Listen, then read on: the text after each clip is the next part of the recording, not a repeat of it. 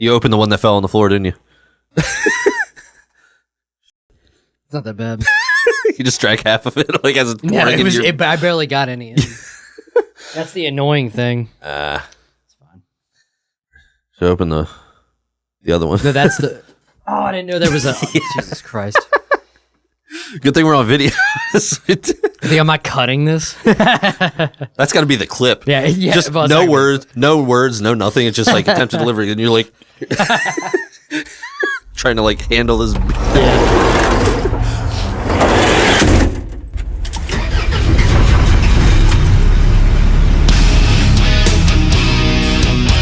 Indianapolis, John, Dick, and Cheese.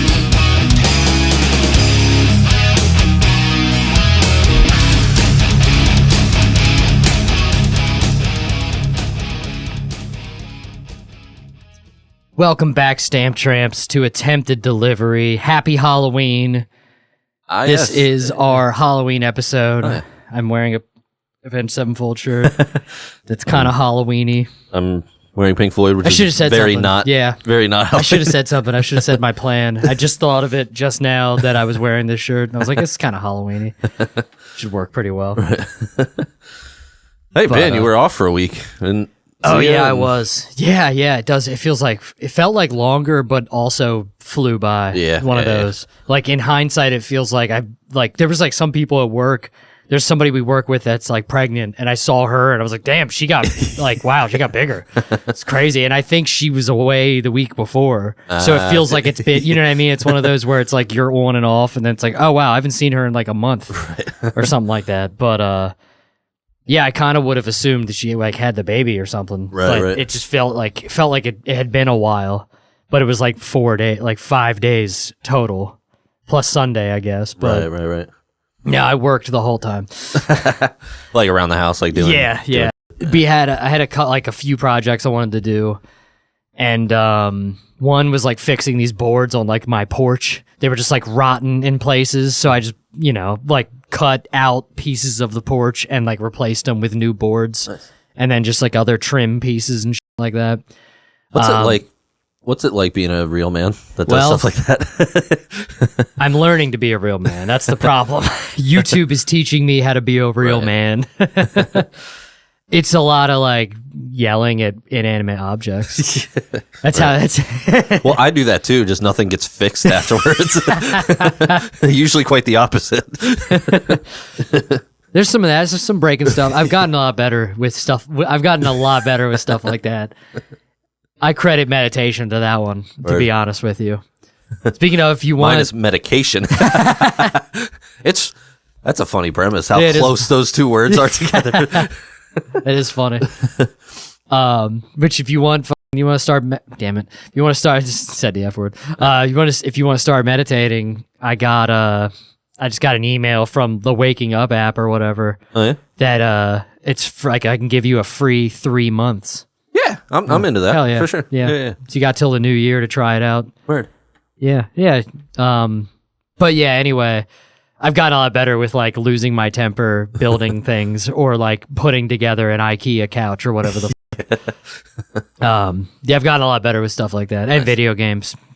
So much better at video games.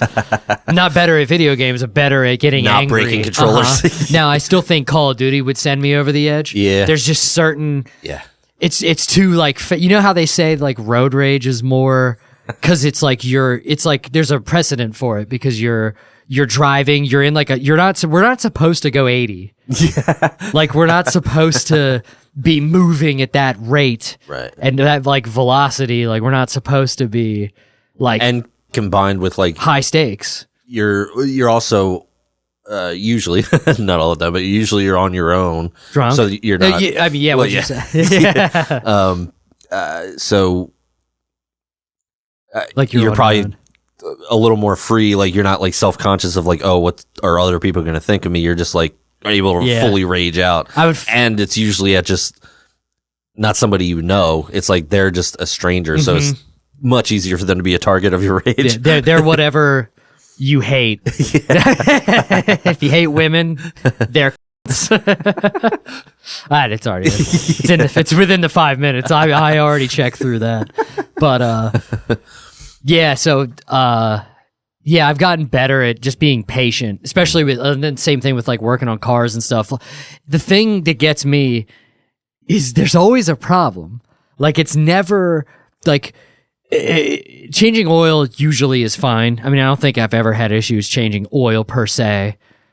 Even on like older cars, it's one bolt. So if that's too rusty, you got other problems. If the fucking oil bolt is too rusty, then like that's a whole different thing. But just like where it's like, all right, I looked it up. I can change my like the one the easiest I can think of is like Lori had a Ford Fusion. It was like 2005 or some shit.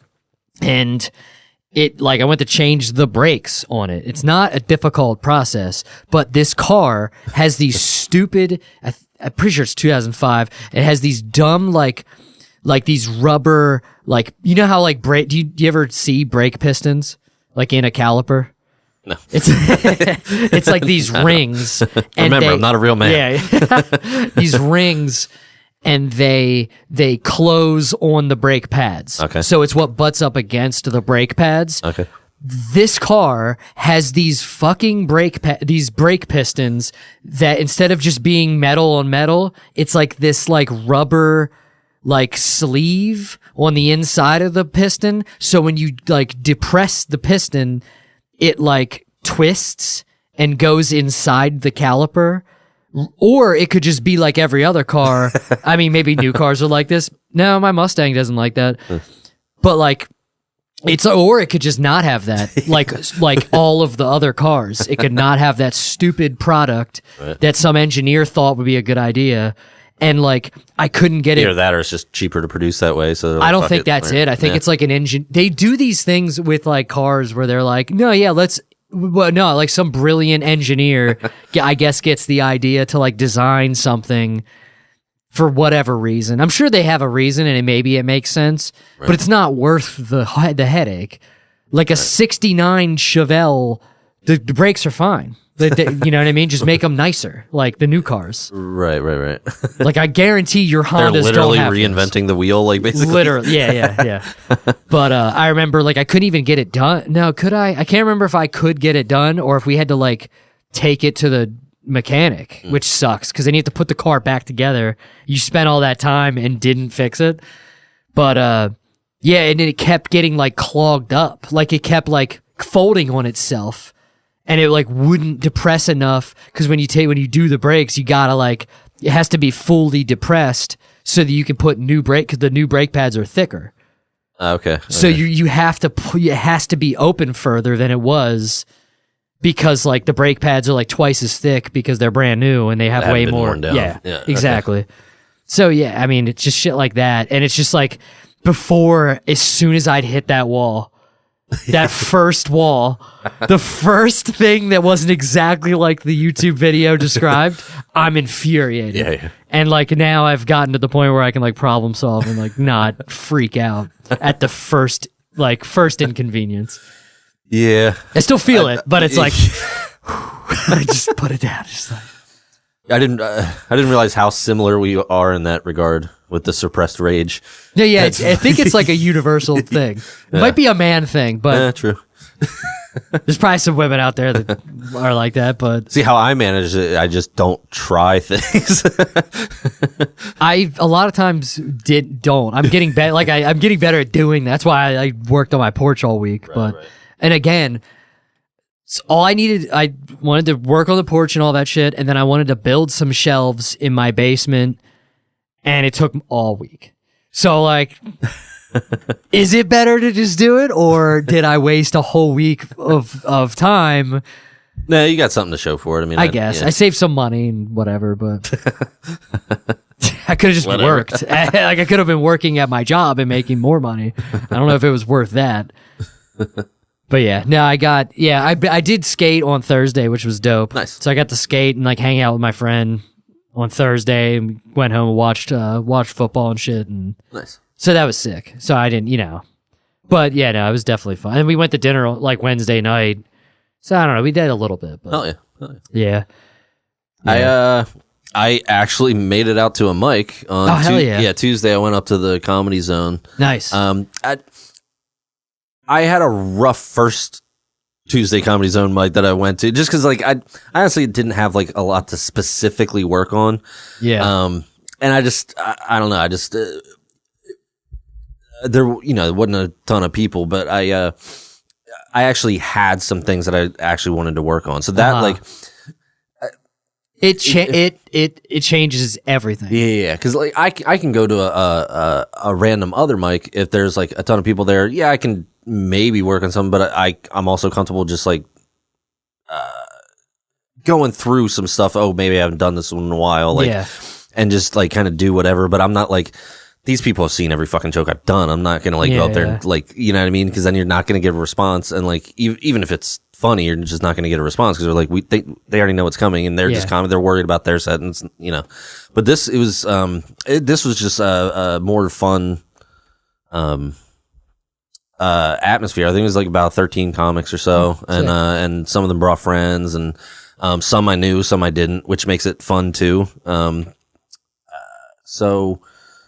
Yeah, it was fun. I got a decent response. Everyone got 6 minutes, and it was fun. I was glad I went out. I wasn't sure. I had toyed with the idea. I was like, so since we've been recording every other Tuesday, and I have such a hard time getting out any other night, that I was like, okay, why don't I make those off nights the night where I can go do something? And there's a few mics. There's the Ridge Run Tavern one that I haven't done yet. I want to do it just because it's a new mic, but it's also a smoking bar.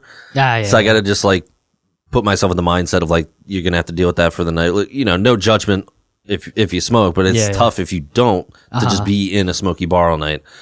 And you kind of have. And I did that for years in bands. And I was. Yeah, you kind of hate it, right? Not a fan. Yeah. I mean, for me, my parents smoked growing up in the house. So like, I just don't. Every once in a while, if it's like all day, honestly, I'm in VFWs and it hasn't bothered me. So it just depends on the place. Yeah.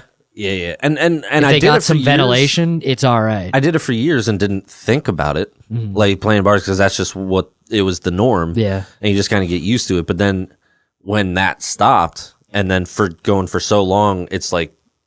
It's almost like, what is happening? And it's like going back in time or whatever. Yeah, I love it. So I'll eventually get out to that one, but I just wasn't in the mood for that. And then there's the one down at Magoobies.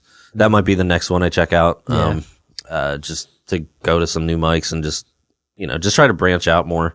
Yeah. With what time I do have. It sucks because, when we started Monday and Thursday, it was like, those were like the nights you knew there was a mic, and you get into the routine. And I always tell people it's hard not to be complacent for me, for us, because it's like they're close. Like a lot of people are driving an hour. Yeah, true. So it's like we're in the middle of a pretty central location. Yeah, Lancaster and Harrisburg, and it's like two good mics right there. And then even Magoobies isn't that crazy. No. I go to my mom's and she's like not far from there, so it's just a little further than that. Yeah. So yeah, it was. Yeah, I don't have any like crazy stories from it. It was just fun. And I was happy to try out a couple new tags. There was like, I think 1 or 2 new jokes. Like one I've been meaning to try for a while. Yeah. And it was it was low stakes. I wasn't stressed about like, oh, I could try this at a show, but it could very easily just like tank. Yeah. You know what I mean? Because it's a really wordy joke, and it's like kind of cerebral, and you kind of have to like, it's not one of those jokes where if you miss a few words, you're going to understand. I'm not trying to say it's like super complicated. I'm just saying it's probably longer than it needs to be, but you have to work it out. I have to talk it all out to then break it down. So anyway, I was happy to finally come out. and I'm trying to think if there was any other like notable stories from that evening. Nah, it was just a fun hang and a good mic, and I want to get out more to Tuesdays. It seems like more people were going. That's sick. And then I don't know if I want to throw this out there because I don't know if they're gonna offer it to everybody every time. But man, he was like, yeah, if you guys come back on Thursday, I'll give you an extra minute. which is pretty huge. So that's pretty cool. I mean, if all 40 come on Tuesday, you're not going to get an extra. But you know, if 15, 20 people come, you get an extra minute. Like it incentivizes more people to come out on Tuesday, which you know, the difference between 3 and 4 minutes is pretty huge. Oh, for sure. When you're trying to work stuff out, you can, you know. Yeah, you can set it up. You can do a couple jokes before. Yeah. Right. Yeah, like you said, it's hard for me to go up with like when I don't have anything I want to work on, because it's like I just don't. At this point, I could give a fuck about my act. I just, you know what I mean? It's like it's the only reason I'm not tired of it is because audiences like it. You know what I mean? But so like there's. I don't know how people did the same act for like 20 years. Yeah. Like maybe it's just like biased because we are coming up in this time.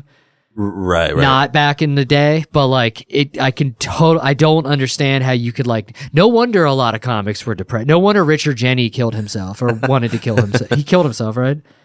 I think so. I think so too. Yeah, like no wonder, because like he was doing. Well, now he actually did a lot of different material, so he's not even a good metric for that. Because that dude could do. I remember like a story. I think I heard it on like Rogan or whatever, where he did like 2 different hours in one weekend. Damn. They like came in. They're like, "Yeah, how was Richard Jeni?" And he was like, "He did He did a different hour on Friday and Saturday." That's wild. That's insane. Yeah, like some comics are just like that. Right. I think that, I don't know if you ever heard of Gary Owen. I think he's done that. He sounds super familiar. He's like the white dude who's basically a black comic.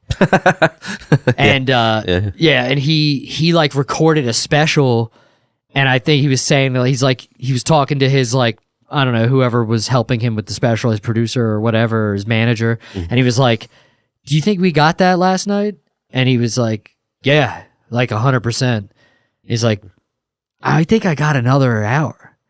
And he fucking figured it out during the day and went up with a different hour on set and recorded 2 specials. They're both on YouTube. It's wild. like, yeah, they're both, I think I've seen both of them, but they're both really fucking good. I know one is. I think one, you know what I mean? So it's like, yeah, the second one's probably good too.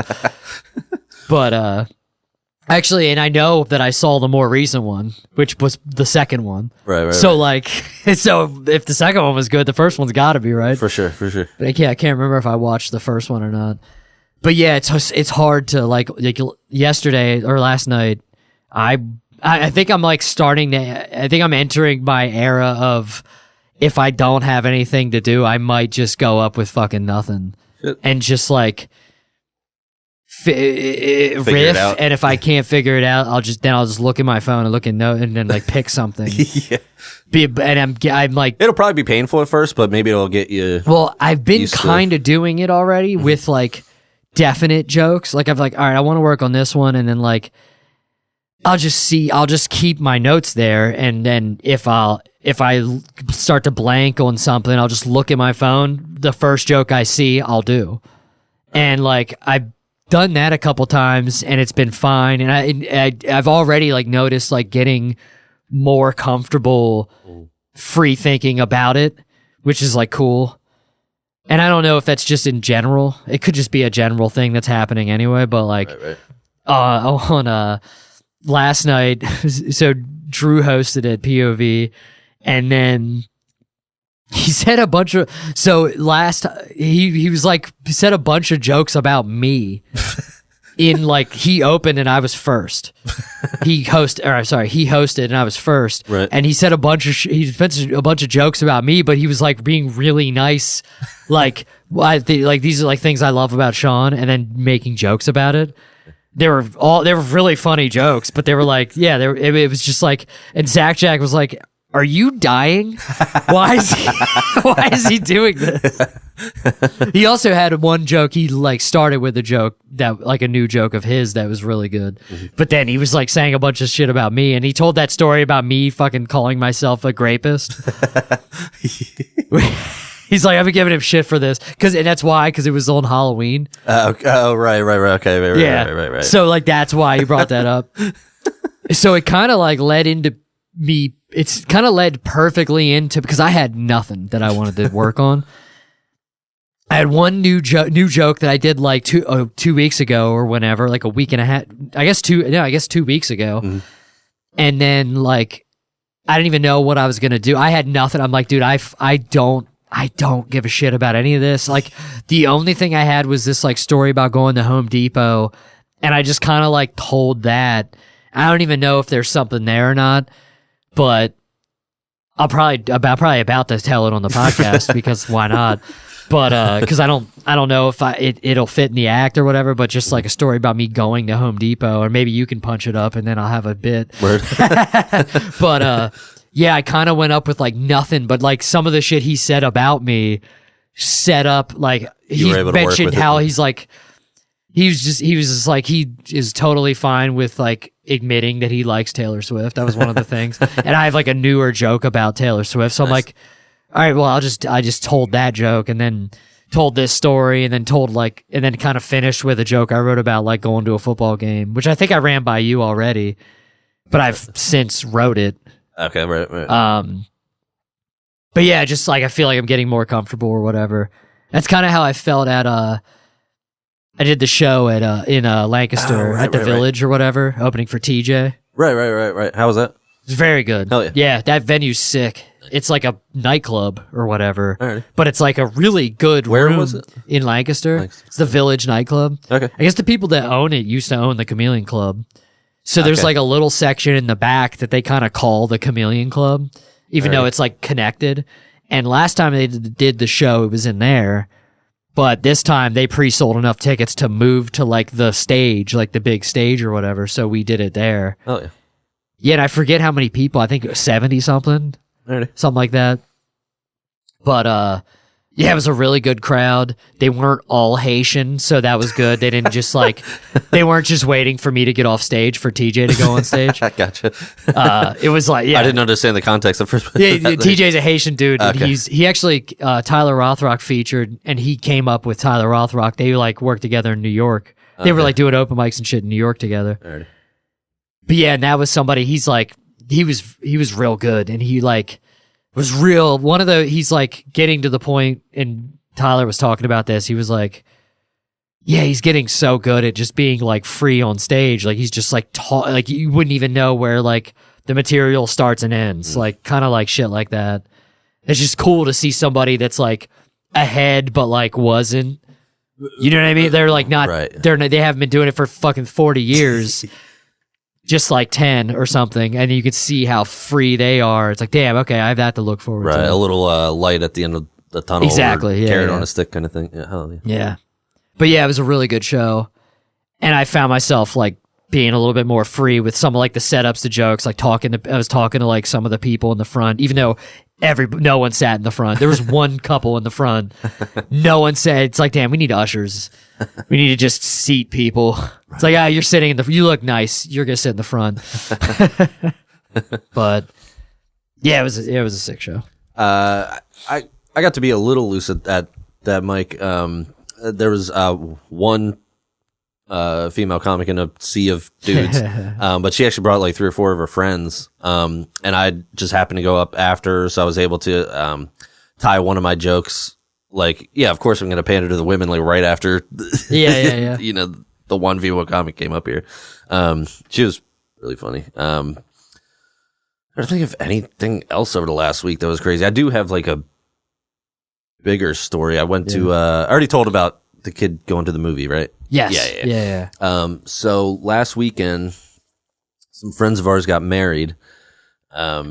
It was nice. It was super close. It was in Marietta, so it was only like 15 minutes away. I didn't have to travel or anything like that.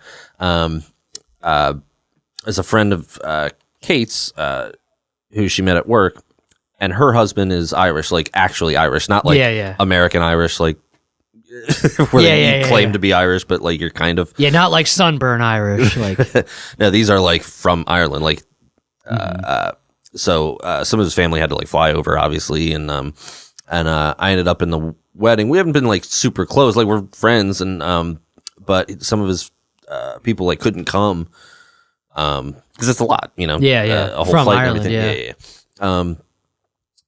But his family came and everything, so I ended up in the wedding as one of the groomsmen and stuff. So I'm trying to think of where to start with it.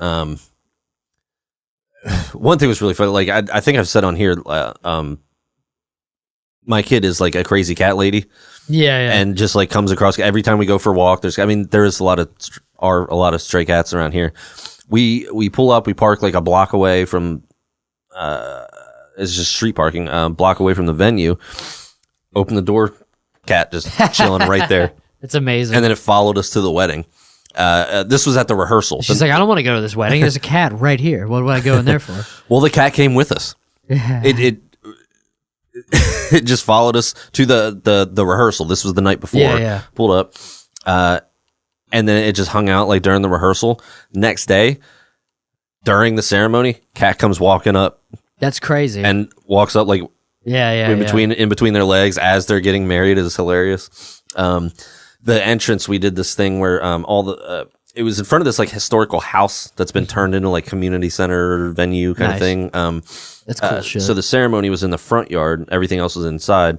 So all the bridesmaids were on one side, and then the grooms were on the other. Yeah. And as the music was playing, we would come out one by one and meet, and then go up. Mm-hmm. So Kate had BB. She was like the flower girl ish. And we come around, and then she sees me and just runs, which was like adorable, and it made everyone laugh. But we went up, and then she has like better comedic timing than me. But like she was during the ceremony, as she was like the officiant was like doing her thing, there would be like a pause, and the kid would just go yay, like so it was fun. It was a very loose, casual kind of thing. It wasn't like a stuffy formal event. So it was just funny that she was just making people laugh. But that night, so do the whole wedding thing, the usual thing. There's open bar, and it was hilarious because Kate was like, I don't know if there's going to be a bar. There was like, this is an Irish wedding. So yeah, eating, drinking, being merry, and all that kind of stuff. And then towards the end of the night, the bar's closing up, and some of the Irish family, they're like getting their last drink and that kind of thing. And one of them pours me one, and I was looking to see if there was any Coke left. And it was like, nah. I was like, somebody found like a root beer. I was like, just give me a little splash of that. And there was like maybe like the end of a can. Yeah. And I gave it, and I was like, yeah, that's good. And she's like, no, let me find. And they were like really concerned about getting me more soda. Yeah. And I was like, nah, I'm good. Like, A, I don't want to look like a bitch in front of the Irish. Yeah. But also B, like it really wasn't that big of a deal. You like just, like, whiskey, a little, so it's not like She's like, just give me a little splash. We'll be fine. And I wish I could do an Irish accent because it was very funny. She's like, this is the hardest man I've ever seen. She's like, doesn't want any more like mixers, like just drinking. And she's like, I was like, maybe I do have a problem if like the Irish are impressed. But like, I'm just trying not to look like a bitch. Like, but I realized the difference is that they're more like long haul marathon. And I don't get like shitty. I've like, literally never seen you drunk. I mean, drunk legitimately. You know what I mean? Right. I mean, I definitely have been, but like I'm usually in control of myself. Yeah. Except in terms like times like these when I forget what I'm saying mid-sentence. Yeah. That's different. That's a different loss of control. Yeah. But yeah, like they don't. I mean, I'm sure there's exceptions. I'm sure some dude just pound it. It's called being a professional. Yeah. Yeah. They're just like maintaining the whole time. It's just more of like about the long haul. It's more about the hang than the drinking. That's just like the social lubricant. I realized it was more about that, at least within this family. It wasn't just like a bunch of drunken idiots. Well, that's just adult drinking. You know what I mean? Yeah. And that's actually why, like, that's why I'm drinking this. Because like I'm like I kind of want to drink because I like to drink. I like the taste of alcohol, so I like to drink more of it because I like to keep drinking it. And when you're drinking like straight, liquor you can manage, but like drinking straight liquor or like some crazy IPA with like that's like 8%. It's like I don't like this. It doesn't need to be this strong. This is because I want to drink. It's delicious, like a good beer. I want to drink more of. And that's a problem if it's 9%. That becomes a problem quickly. And, I don't know what you're talking about. Yeah. Yeah. But yeah, it's like if I don't like Mad Elf, why the fuck am I want to drink a 13% beer? That's like gonna get me fucked up if I drink 2 of them. Right. That's why I've been like trying to find like light. I think I might have landed on this Coors Banquet. Nice. What's it called? We were talking about it before the pod, but Malik, I think he said, it'd be so funny if I was wrong about him. I misheard him. You're attributing a quote to him? Yeah, and I'm attributing, like, and because I think he said, he's like, yeah, a lot of brewers drink Coors Banquet. I can't remember why he said that, but it's just. I don't know, but I would imagine maybe it kind of like resets the palate because they're probably Maybe. trying beers all the time. And just like beer. Yeah. Just like a chef will probably just go have like a slice of cheese pizza. Like, you know what I mean? Yeah. Well, I've known some chefs that like, I knew one that would eat, like he would go drive home. Let's just call it drive home and stop at like Burger King and just get like rodeo burgers. It's like, ugh, what the fuck? And this dude had worked at like Heritage Hills. Right. And it's like, dude, what are you doing? That's crazy. Like, it's not, and he's like, yeah, if I'm at home, I'm eating SpaghettiOs out of the can cold. Like, I don't give a fuck. It's just so funny to picture like a 5-star chef just eating SpaghettiOs out of a can. Right. It's just So I would imagine if you're a brewer, you're trying all different kinds of things all the time, and like so that to have a simple drinkable beer. And that's the thing. It's like drink. It's not like I don't like Coors Light. I don't Miller Lights. Between the 3 white trash beers. Yeah, there's way more than 3 white trash beers. I was gonna say, between those 3, Coors, Miller, and Bud. Yeah, I always preferred Miller. Same. But this is like, I got like a 6-pack of this on the way to like just a party like outside, and I was like, oh, let me get that. I remember Malik said that, and then I got this. I'm like, this is fucking really good, and I bought a case of it last week. And I'm like, I hope that wasn't like a fluke. Because you know how if you're like outside around a campfire, any cold canned beer tastes good. So I'm like, man, I hope it wasn't a fluke because I got 30 of these bitches. But no, I really like it. So I'm like, I might go with this. Oh, yeah. And I've been looking for something I can buy anywhere. I was drinking, oh my God, Iron City. But it's hard to find that because it's a Pittsburgh beer. Mm-hmm. So it's like hard to find that places. I'm like, hell yeah, this is and then of course I picked Banquet, which isn't everywhere. Seems like a Pittsburgh beer should be around here, but I mean, there's also like 8 billion. It's not the biggest, you know what I mean? Yingling is big, for sure, but Yingling is always my go-to if I can't find something. But so the wedding, it wrapped up kind of early. I think they had the venue from like all day pretty much, but until 10. But like 7:30-ish, people were starting to leave, and it was wrapping up. Everyone had eaten, and so. But the family, because obviously they're not going home. Like it's either we're just gonna hang out here or go back to the hotel. So they were still hanging, and we kind of said our goodbyes, and they were like, "We're going to McCreary's, and Marriott." I'm blanking now. It's either McCreary's or McCleary's. I think McCreary's. Anyway, Irish pub. Obviously, they found an Irish pub like right down the street. It was like right around the corner, and they had been there obviously all week or whatever, partying there every night. So we're gonna be there, and we were joking. I was like, I'll meet you there, and kind of, and I was like, I should probably go home. Like, I'd gone to the mic. I was trying to do things for like my birthday, and so I was like, nah, I'll come home, like trying to be responsible. And I think we had somewhere to be the next day. So it was just like, I'll just go home. And it was like still pretty early. And then I was like, it would be kind of fun, like to hang out and like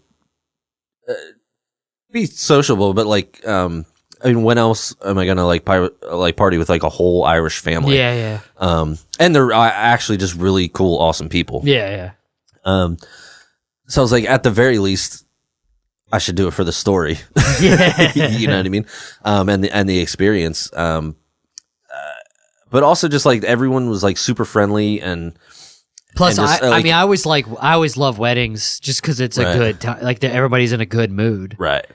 And it's like the best mood. It's like the best day of their life. Like it's always awesome to be and around. if I had like found them annoying, I wouldn't have been in such a hurry. Exactly. But I was like, these people are kind of cool, and I could possibly like never see them again, or not for like many years. They're going to go back home, and everyone's going to resume their lives. Like, why not take this opportunity to do something spontaneous and new? So we had said our goodbyes and got in the car, and I was like, it would be kind of cool if they showed up and I was already there waiting for them. Yeah. So that's what we did. I had Kate drop me off there, and they were still there, like wrapping up. But they were like, "Yeah, we're gonna head there soon." So I just pulled up a spot at the bar and grabbed a drink and just kind of waited.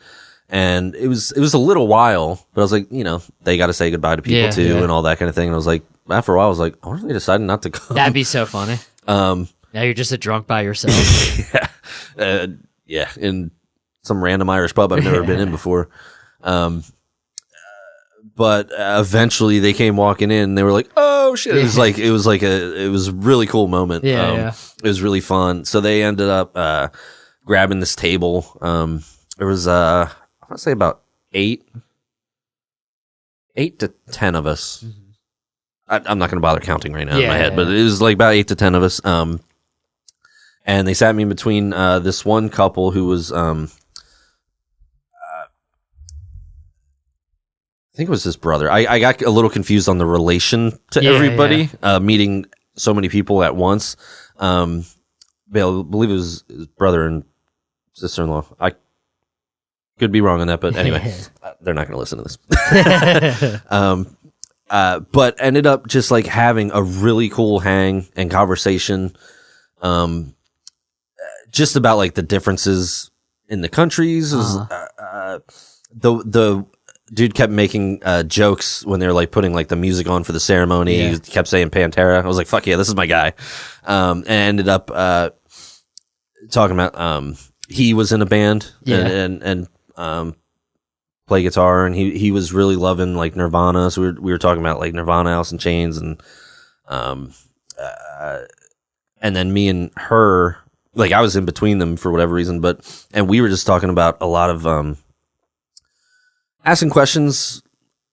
I was like, so have you been to New York? Like, I was like, what are the places in Ireland if that you would tell people to go, not necessarily the tourist places? And I'm drank so much that I forgot all of the places that she said. But in the moment, it's just a really cool, and we were just relating how schools are different and religion. Like, so their kids are in Catholic school, but it's more like cultural, and the Catholics just own them. It's not like indoctrination, where like here it's more indoctrination and that kind of thing. Just like, it was just a really cool. Which even here, it's like the school is like that, but like everybody that went there isn't even like, it's like so ineffective. Right. I think a lot of times people send their kids to Catholic school in America just because it's a better school than the area they're in. Or perceived to be a better school. Well, like, I guess like academically or whatever. Right. I don't know. Like, it's better than like, I don't know. Because like I've known people that went to Catholic, like everybody I know that went to Catholic school wasn't that indoctrinated. You know what I mean? Right, it's like they were, in fact, they're probably crazier than me. So like, if that was their intention, that didn't work at all. Right. It was almost like, all right, let's keep them away from like poor people. It was a really fun. They're just all about laughing. It was they would joke about anything and everything. They would mess with each other. There was an older guy. I don't remember the exact relation. I think he was a family friend who lived in Chicago. Oh shit, yeah. Family friend of the parents. So they actually came. Shut up. Yeah. There was no Malort drunk that night. And it was really funny because, I'm typically a Scotch guy. Yeah. But I was drinking Jameson, and somebody like mentioned, oh, you like Jameson? I was like, I'm usually a Scotch guy, but I didn't want you guys to like be mad. If I was like, I didn't know if that's a thing. Like, how dare you drink Scotch like with a bunch of Irish? So I was drinking Jameson. That's kind of funny. When in Ireland. Yeah. And I got to ask, I was like, so is this similar to like a pub you would find like an Irish pub? And then they're like, yeah, it's like the vibe is very similar, like the dark wood, and it's very similar vibe. Built out of a house. That's my favorite thing about pubs is it's like, oh, this is like a home. Like you were like, no, instead of a home, I want a bar. Because I remember there's one in like Harrisburg. I forget what it's called. The one that what's his name worked at, with the one that Corey worked at, McGrath's or something. But it's like fucking literally a house. Right. It's like you built a bar into a house, and then there's a bar on the second floor. That's a hallway. Right. I don't know what this is, like a bedroom that's like somebody used to like sleep in. That place I met Brooks at in Harrisburg was like that. I'm blanking on the name now. Yeah. But trying to think of anything. The family friend was funny. He was telling a lot of jokes, a lot of like street jokes and stuff like that. One, it was something like, I went to the barber and he was like, do you want me to trim that ear hair or part it? Like it was like, I thought that was very funny. That is funny. And then I mentioned that I was asking them about stand-ups. I was like asking if they knew Fern Brady, which I don't know if she's Irish or Scottish. So I was like, forgive me, she might be Scottish, but she's one of y'all. And they were talking. She's in the ballpark. Yeah. They were talking about comedy, comics, and that kind of thing. I was telling them about that joke that I thought I had, but it was a Mark Norman joke about Notre Dame and the Fighting Irish. Oh, yeah. And they just kind of looked at me blankly because I think they were waiting for a punchline, and I just was telling them the premise of the joke or something like that. Yeah. But then the one guy was telling street jokes, so I was like, well, I got a street joke. I don't know if I should tell it, or I mean, I can. It's not crazy long. Yeah. But it got a laugh, and I was like, cool. Yeah, there you go. Well, yeah, it's fine. I wasn't trying to like kill or anything, but it just felt fun to be a part of that, and just learn new stuff and just relate to people on a different level.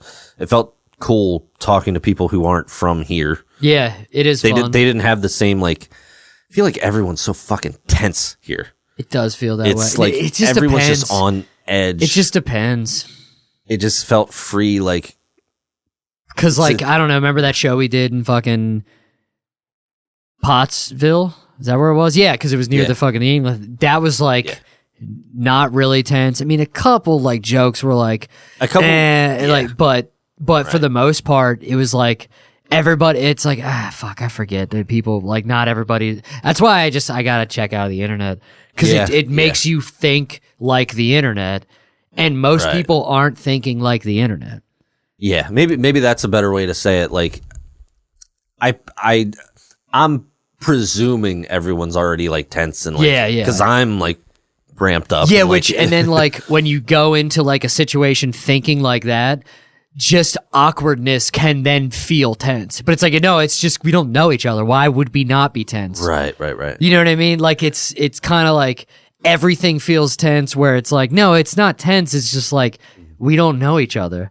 This is normal shit, and if you weren't like, I don't know, you know what I'm trying to say? Yeah. Can you articulate what I'm trying to articulate? Are you able to? I don't know. Just decipher what I'm saying. It's like you kind of like are putting your perspective on. It's like that's it's like how you're perceiving it. You're projecting when it's really just both of you not knowing what to say.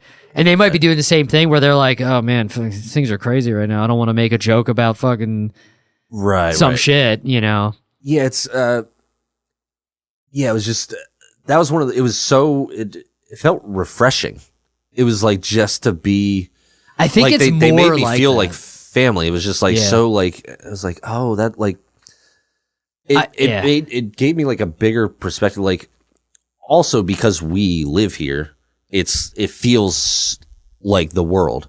It feels so much bigger, and then you were like, oh, there's like places outside of the world that experience things in a different way, in a different place, and it just, I don't know, it was just super refreshing. It was like, it wasn't just like a go get drunk party with the Irish. It was like it felt like I don't know, perspective is the word I keep coming back to. It's just like it was just such a interesting thing. Just like have a fun conversation, like. It's all good. Keep going. It's empty. Okay. Nothing spilled. Just to relate to people on a human level, even basically strangers. I literally met them the day before, and we're all just kind of talking and just, I don't know. It was just a really cool experience. I feel like I'm rambling now, but No, it makes sense. Yeah, that's like the thing I like about weddings because they I mean, at least in my experience, they're all like that. Like it's like the best vibe because okay, these two people. I mean, I don't even know. Maybe there's weddings that aren't like that. Could you imagine? Like I've never been. I mean, I shouldn't even. I shouldn't even say this because you might have an experience like that. I did go to one. You're like, yeah, mine. No, mine was awesome. Yeah. A lot of people actually said ours was like cool.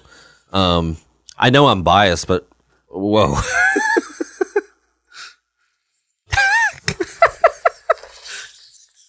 You opened the one that fell on the floor, didn't you?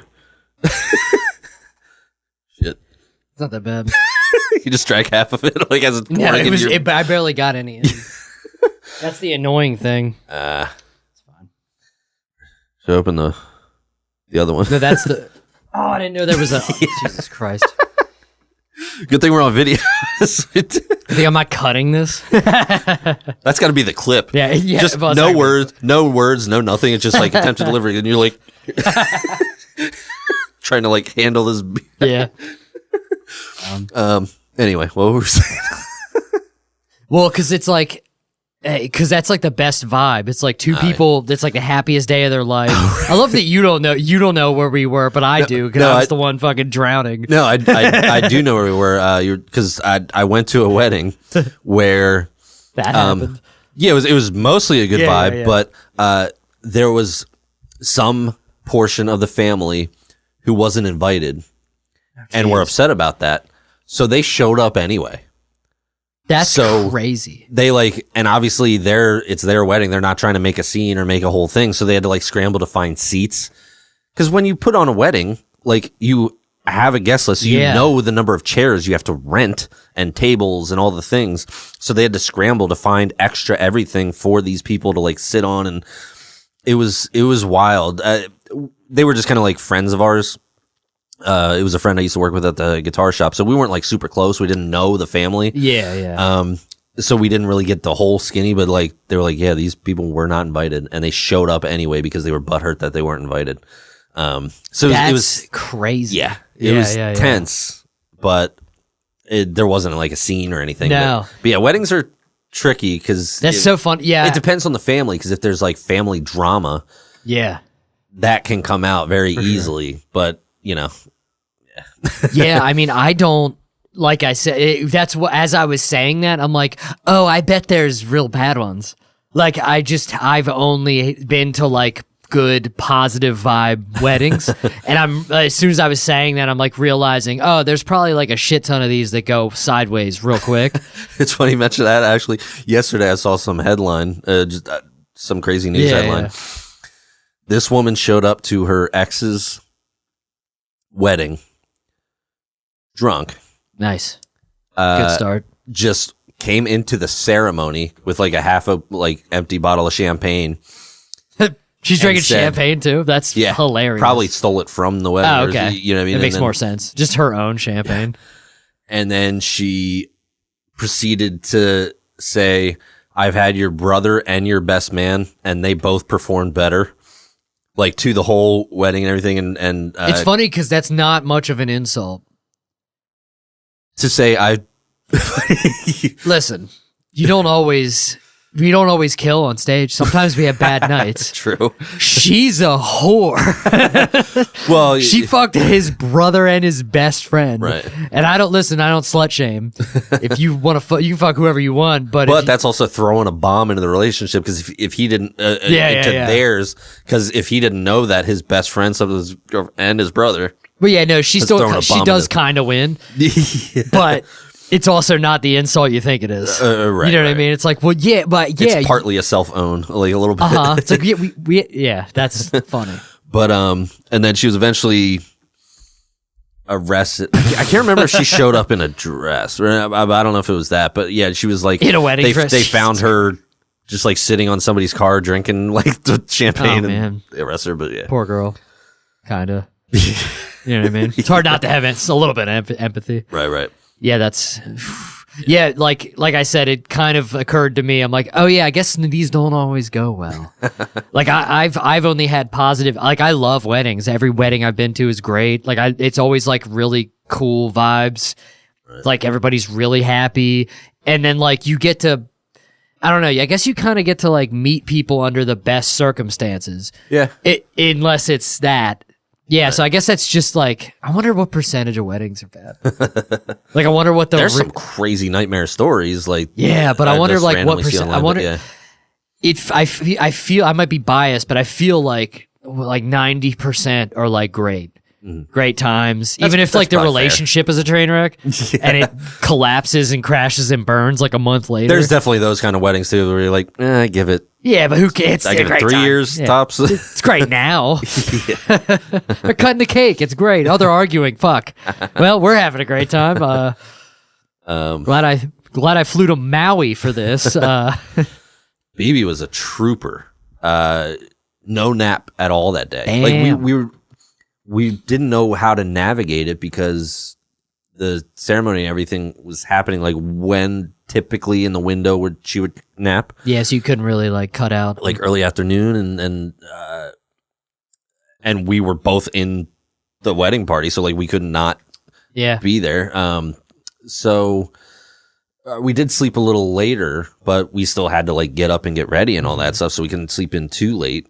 But she, with all the excitement, but she was running around. There was another little boy there too, and they were chasing each other around, and like she was super active. She was dancing with the music and everything. So, she crashed for sure when we finally got her. It was like towards the night, she was just like just a wet rag. Like she was like just like totally just a 6-month-old or a 6-month-old, a 6-month-old. You tell I don't have kids. You know why I said that? Because I almost said a half-year-old. It's like, I split it in half, a half a year, quarter of a year. I can't believe she's almost 2. Yeah, but, she's running around. Yeah, talking. It's insane. But where was I? Yeah, she was a trooper. She was a trooper. I don't know why. I'm completely losing my train of thought. Overall, it was an awesome experience. Yeah. And I was lucky that it was so close because she was able to drop me off, and then I just Ubered home. Yeah. There was no way I could or should have driven.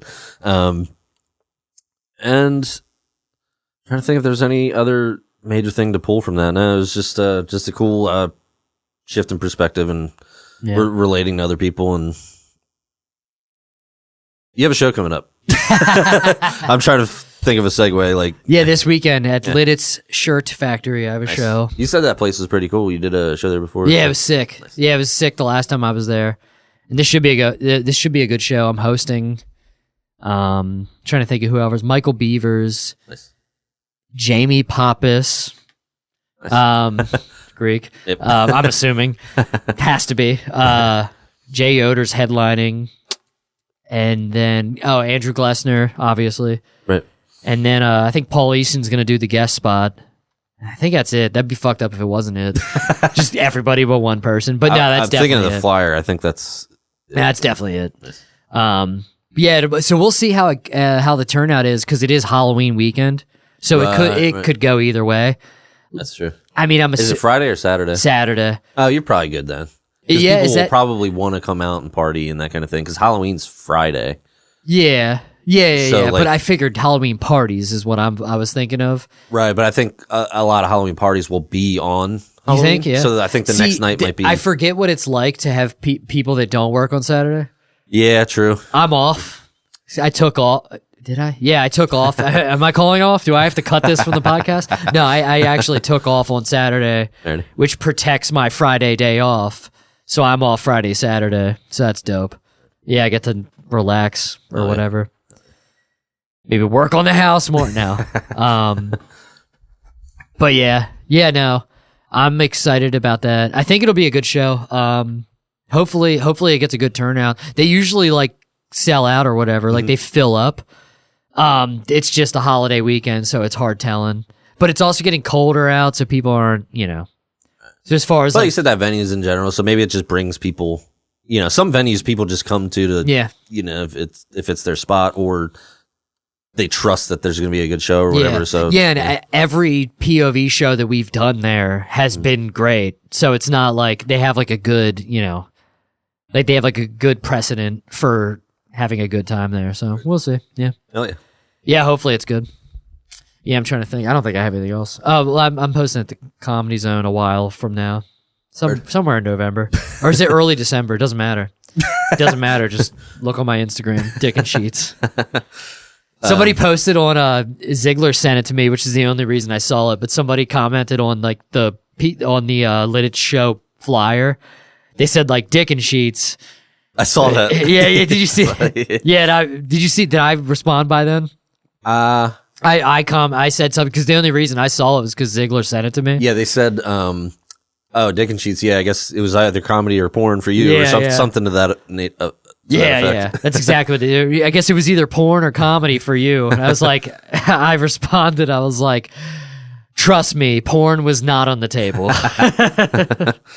So yeah, you see how bad I sucked that can earlier? Yeah. I don't know. It turned me on. Yeah, I was gonna mention. Excuse me. Sorry, I was working on that for a minute. To people watching on video, I did move to wearing pants. Nice. We had the table, so I could just wear shorts and hide behind the table and everything. And then, like the first few episodes, we started doing video, and Kate was like, made note of it, and I was like, I didn't even think about it. Oh, you didn't? That's funny. I didn't even think about it because I just assume we're like waist up or whatever, and then I saw the video. I was like, oh, like in full view. So now. I am wearing jeans. If you want to see my legs, you can see my OnlyFans. Just search it. It's the Freaky Tzatziki. And not feta cheese. Or is that one genre on your? Yeah. I just wanted to say Freaky Tzatziki. Yeah. That actually is better. I just know we talked about that before, the feta cheese. Now I'm trying to get the wife to put her feet on OnlyFans, but she's made me stop asking her to do that. So you do it publicly on the podcast. Nice. Yep. Now I have a joke about that. Saying that's right. Yeah, I'm trying to get her to put her feet on OnlyFans so I don't have to deliver mail anymore. Yeah. Anyway. Excuse me. Can you tell we're dying at the end of the night? Well, now I'm thinking if I should bring anything else up. You can. We can start wrapping up. The only other thing I went on is the competition on the 7th. November 7th. That I may or may not be on. Yeah, I think I'm on. I'm in the group chat, so I should be on it. Yeah, I asked him today. I was like, "Is there a flyer we can share?" And I think he's working on it or whatever. So Earl, David Reed is hosting a competition at Double Barrel Roadhouse in Red Lion on November 7th. I plan on doing it because it's up the street from me. So. Yeah, and the first one went well. I mean, that's how we kind of got hooked up with him in the first place. Yeah. Like we didn't win, but he started booking us here and there. So like. Definitely worth doing just because it was a good venue and a bunch of people. I ended up doing a show there with him last year, and that went super well. So I think it's a venue that people like to go to, like we were saying. So I expect a good turnout, a lot of people, and I got nothing else booked. No, I don't think I have anything either. So, what else did you have to bring up? Nothing that won't lead into a longer conversation that we don't need. So, you know what I mean? Yeah, that's fair. That's fair. We're at an hour almost. Yeah. We got 3 minutes. All right. I got this. Alrighty. So, this one will work. So, Mr. Beast. Did you see? I know very little about him. I know literally nothing about him. I've seen him on like Flagrant. Right. That's the only thing. But, so... Mr. Beast has that's apparently... what I wanted to bring up. Shit. Okay. That's a longer conversation too. Go ahead, Mr. Beast. So, Mr. Beast has apparently cleaned up, like, all the trash in the ocean.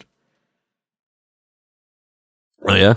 Yeah, and it's like, it's one of those things where, like, I kept seeing this a while ago. I mean, I keep seeing shit about, like, how Mr. Beast is an asshole. Mm-hmm. Like you see, okay, Mr. Beast is an asshole because he's monetizing like curing blindness. Oh, it's right. I guess he's an asshole for curing blindness and making money on YouTube. And then he's going to give somebody like $1 billion for holding onto a car. I guess I'm supposed to think he's a piece of shit for that? Right. Giving poor people money, like Squid Game style, even though it's like they're not doing anything degrading. Right. They don't have to battle to the death. Yeah, it's like I guess we're supposed to like think he's a dick for that. Yeah, you could think of it that way, or you could think of it as like maybe he would Curing encourage other people who are very wealthy to do more good than, or like other people instead of like people just hoarding wealth, like do something positive with it, or going on like YouTube and they're making their whole existence just shit talking like Taylor Swift and like other like fucking other artists or whatever. Instead of doing that, maybe like cure blindness. Right. Maybe, I don't know. Yeah, it's just most commonly refers to he has like this thing. It's like Team C's campaign. A successful global initiative led by Mr. Beast and Mark Rober to clean up trash from the oceans. The campaign surpassed its goal by raising over $30 million and removing more than 34 million pounds of trash by partnering with Ocean Conservancy and Ocean Cleanup or whatever. It's like their goal was to remove 30 million pounds of trash, and they've removed 30,080,191 pounds of trash. It's like, first off, that's amazing. Second off, it's fucking crazy how much trash is in the ocean. That's so like, much trash. We all know, like, yeah, of course there's some trash, and like, good Lord. Well, the crazy thing is, it's like, motherfucker, all it took was some fucking autistic YouTuber to remove 30 million pounds of trash. That's all it took. Maybe it's probably more involved than that. Mm-hmm. But at the end of the day, it was like this dude and a couple NGOs, and they fucking got all that trash out. So it's like, what is going on that we can't accomplish anything? Like, I mean, there's probably somebody in the comments. Well, how much of that trash was bottles from his energy drink? Like, yeah, you know what I mean. Like, nice. I wouldn't have been able to make one up, but you got it. That's perfect. Yeah, yeah. It's like, because I remember they were complaining that he like. They were like, yeah, I mean, he like it was the blind one, because I was like, isn't it kind of like fucked up that they're making YouTube videos of curing these blind people? It's like, not really, actually. They get to watch them. They get to watch the YouTube videos. Isn't that cool? It's just like, it's certain, like, I get if you're talking shit on like, I don't even, at this point, it's like, are you going to talk shit on Jake Paul or whatever the fuck? Like, do you care? How do you care? Like I guess Logan Paul did that shit with like that suicide forest or whatever. That was kind of fucked up. Right. I don't even know any of the details of that. But like, yeah, I get it. A lot of these people on YouTube are just monetizing anything. Mm-hmm. But like this, I don't know if this is the guy. You can't be more mad at him than all of the people who are putting the trash into the ocean. Yeah, like, yeah. How'd it get there? Let's get some outrage about that. Like, yeah. You know? Yeah, it's just like wild that like, it's every time I see like an article about, I don't see much anymore, but I remember before, like, and it was just funny that around that time, it was when he was making videos of like curing blindness. So that's a wild thing to criticize. I feel like you got to stop now. 30 million pounds of trash. Can we he wins, right? Like, doesn't he win now? Mm-hmm. Are we done with the criticism? Like, he's literally saving the earth, and we're but no, there'll be some controversy. Like, he'll get divorced from his wife or something, and she'll say he was like mean, like distant, and he'll like lose everything he owns and career and kill himself or something. Like, that's how it's gonna. You know what I mean? It's like, right. Like fucking Anthony Bourdain style. You know what I mean? Like some crazy shit like that'll happen, and we'll move on. This is a great way to end the episode, by the way. Well, actually, this is it shouldn't be too long of a conversation, but I did want to bring it up, and I forgot until you brought up Flagrant. Because it's concerning Flagrant. And you probably already know if you listen to one of the more recent episodes what I'm going to bring up. So obviously there's all the controversy about them having Trump on. They did have Bernie on too, and Buttigieg. Like, they tried to have everybody on. I felt like they could have been a little more challenging towards Trump, but he probably only allows so much of that anyway. Yeah. So anyway, but I've agreed with things he has said. I've not agreed with things he has said, but I still think he's funny, and I like Akash and all that. But so there's pushback, and I really hate anything saying like I hate that left and right has inserted itself into comedy to where there has to be sides there. Comedy was always the respite of that, saying it's all bullshit.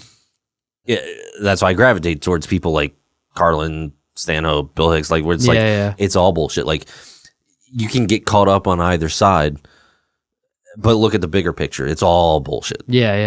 Anyway, so, but some more left-leaning comics have pushed back on people like him and Rogan having these people on. Marin is like just straight up like out with it. Jeselnik, before his podcast ended, had talked about it, and it might have been part of the reason why he was just like, I'm done podcasting. But he always talked about being done podcasting anyway. But it talked about like the general culture in that regard, but didn't necessarily call out anybody by name. And even prior to that, when people were like, "Oh my God, who is he talking about? Who is he talking about?" He was like going through like everyone who was guessing like the comic that he was talking shit on, because he would be vague. But he was like, people were saying Andrew Schulz, and he was like, it's not him. I respect him. He's smart. You know, he's done really well with his business and that kind of thing. So he didn't specifically talk trash. Anyway, so they have been getting a lot of heat about things they've said or people that they've had on, but you know, you do also have to respect that they did have Bernie on also. So where I'm going with this is that like last week's episode or recently, they were just like straight up like just talking shit back, calling you know, Mark Maron and Jeselnik, and obviously like I like all of you. I like Maron, I like Jeselnik, I like Schulz and Akash too. So where I'm trying to go with this in the long meandering rambling that has been this hour, it felt really weak and something that they would call out, that they started saying, they started kind of making fun of Jeselnik's act, saying like, oh, he's not funny. He's not funny. And like, oh, what's the twist? The baby has AIDS. It's like, that's a real reductive thing to do. And that seems like something that they would call out. They're being defensive. I have to push back because Jeselnik will talk shit on anybody's act. True. So like that, and I love Jeselnik anyway. So it's but they weren't. Maybe privately they were talking about his act, and maybe that is how they feel. But it seemed like it came from a place of defense, and they're usually smarter and more nuanced and more. I think they were talking shit, like fucking around. Right. Like I think if you had like for sure, I don't think for a second that if I was Schulz and you said something to me about that, I would be like, no, I don't fucking think. I don't actually think that's all his act is. But it's crazy to like. He will criticize other comics. For sure. And that's actually something that I don't like about him is and actually specifically Maron and him both, when Matt Rife was getting shit, it really bothered me when people were talking shit on Matt Rife. One, because Matt Rife has never done anything to anybody. Besides crowd work with people, he's never done any, he's never talked shit, he doesn't even have a podcast. And like, people like really jumped onto him, and I don't like when it's from a place of like ignorance. And that was one thing that Jeselnik did say about like, he kind of like, not even kind of, he objectively accused, what's his name? Matt Rife of trying to be edgy, like after he like blew up from like crowd work and stuff. It's like, well, you don't know what you're talking about. I don't necessarily know that he was trying to be like. I think there was an element of that because No, there was. I promise you, he wasn't. I watched his previous specials. Right. So that's my problem is you're saying things that aren't true. Not you. Right. People say things that aren't true, and it doesn't matter how intelligent you are. It doesn't matter how it doesn't matter like what you're speaking from. If you're saying things that objectively aren't true, you're wrong. And he was saying things like, this is what people were, he wasn't the only one. There was other people saying that like, he was like trying to be edgy.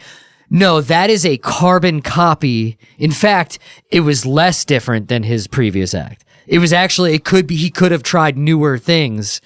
It was just, it wasn't out of nowhere. The one joke about like the black eye joke or the domestic violence, it was just a bad joke. And that was my issue. It wasn't even. How do you get to the point of having a Netflix special and tell that joke on stage? It was a throwaway joke though. It wasn't even like... You shouldn't be doing a Netflix special with a throwaway joke. Who doesn't? What are we talking about? Have you seen Netflix specials? There's a lot of not great... Yeah. They're not all fucking Carlin. True, but and it's one joke in a whole piece. My resistance is how much it feels like somebody's being pushed on me. Yeah, but that has nothing to do with him. That's true, the algorithm. True, but I'm just... And the problem is that's not true. But I'm not saying he's a terrible person for doing it. I'm just saying it... But it was also he just didn't live up to the hype. There was so much hype that he probably couldn't. I thought the special was great, so that's not true. It's all subjective. That's what we do.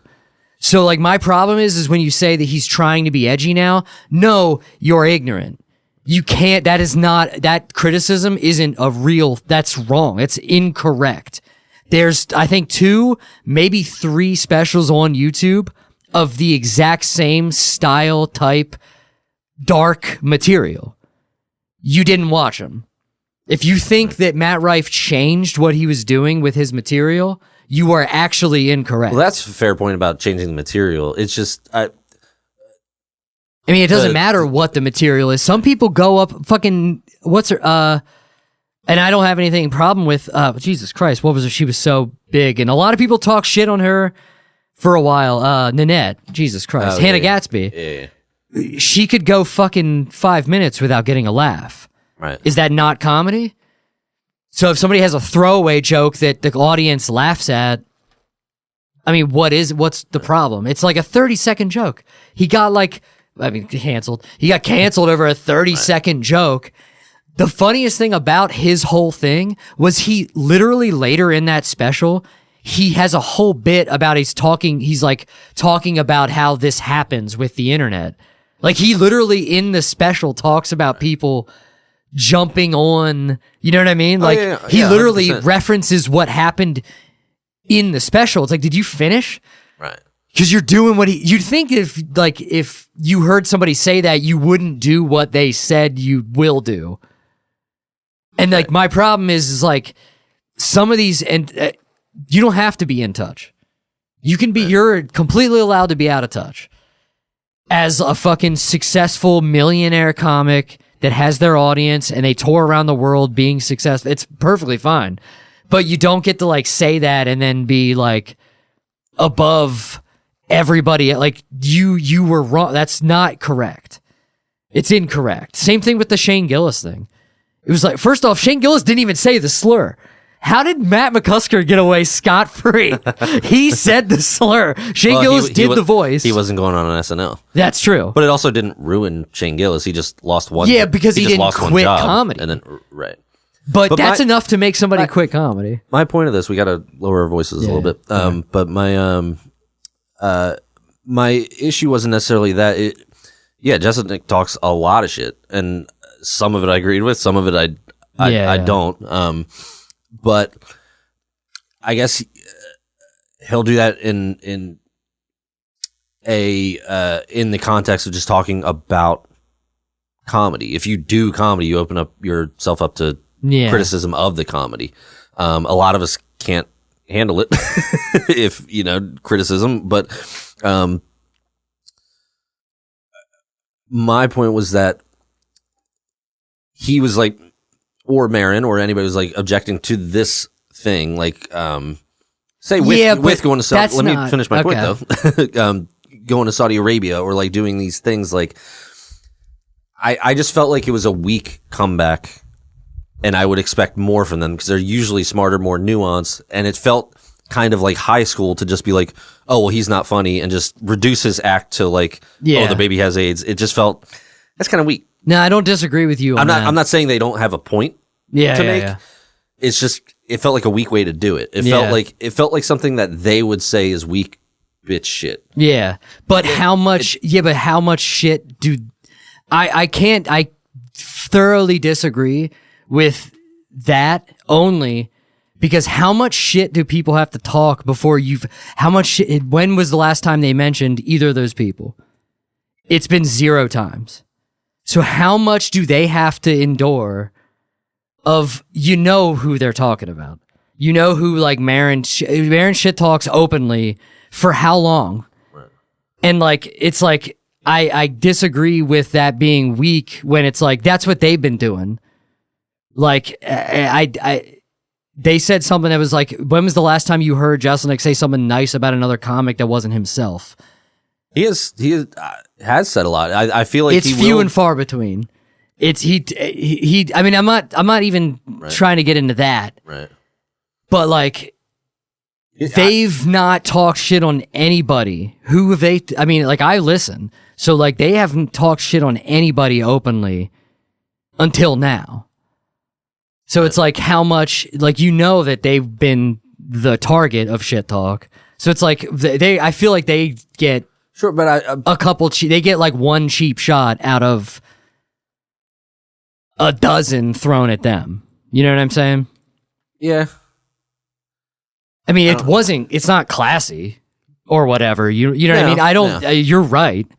But how much do they have to endure before it's like, fuck him, fuck his act? You know what I mean? I get why it wouldn't be my choice. But endure, like, how much is it really affecting them? Well, no, that's not the point. But the point is they're getting away with shit talking for 15 years. And then nothing. And it's like, that's one instance. Yeah. You know what I mean? Like, I don't think you would. I think you would have responded quicker than they did. If you knew people were talking shit on you, I believe that you would have said something a long time ago. Yeah, 100%. But I don't necessarily know that I would go after their act. Yeah. Yeah, I don't disagree with. I do think it's a weak argument, but I also think that's just like ball busting. Sure. You know what I mean? Yeah, it's probably not as serious as an issue we're making it. It just seemed. I just wanted to bring it up because I just clocked it in the moment. No, I was like 100% agree with you. In the moment, I was like, all right, you don't have to say that. Like, they probably could make a more well-articulated argument about the actual thing. Yeah, which I think they already did. And then they started just talking shit. Right. No, I definitely don't disagree with you. It definitely was like low-hanging fruit and not even like accurate. Doing what... That's the thing, too, like... It's what's it called? The pot? No, not the pot con. It's like responding with what you're criticizing. You're criticizing this thing, and now you're doing it. Right. Like, I'm not saying they can't criticize. Yeah. Justin, but to reduce his act to that's like, it's the same thing as just reducing their act to wanting to say the word retard. Yeah. I would have the same feeling, say, if everything was flipped. Yeah.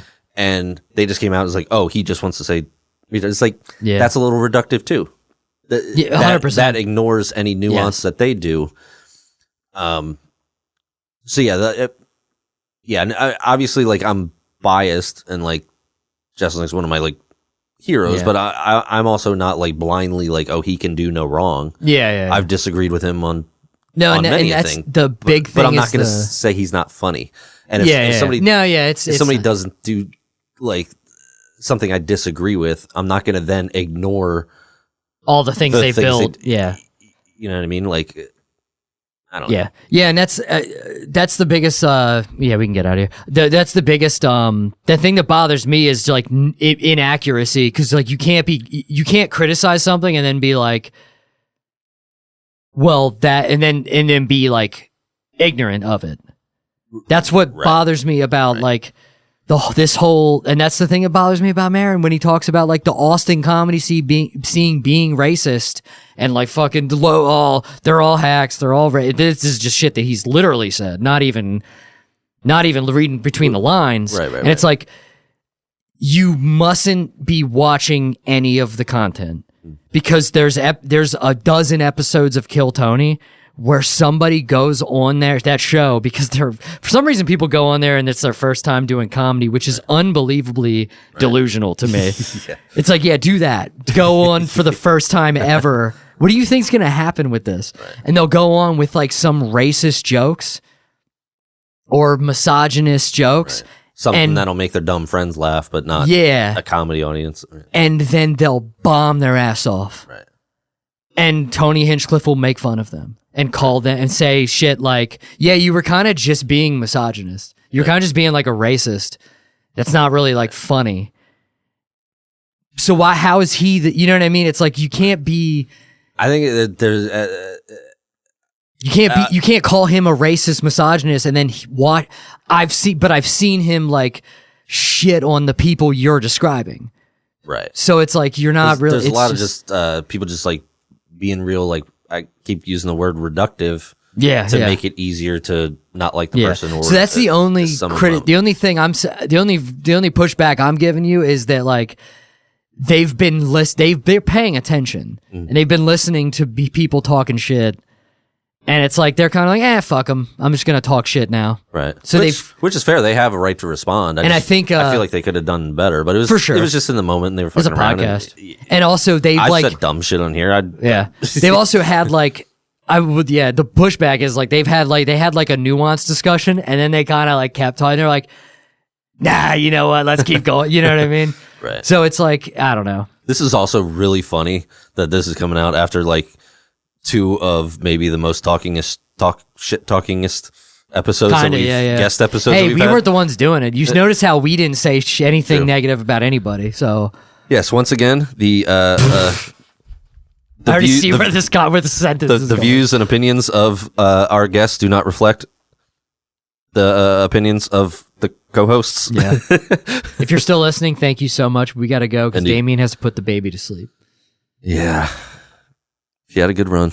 Oh, I thought I was the baby. Sorry. That was a euphemism. She has a good run, but you know. It's always that. I didn't even think of that. That's crazy. You said put her down. I said sleep. Same thing, though. You are correct. Yep, fuck. Yep. That was last episode. Alrighty. Yeah, sorry for the long rambling. Yeah, I got to have caffeine if we do a second episode. Well, I got to pee, so. Right. Alrighty. See you next Thursday. Take it easy.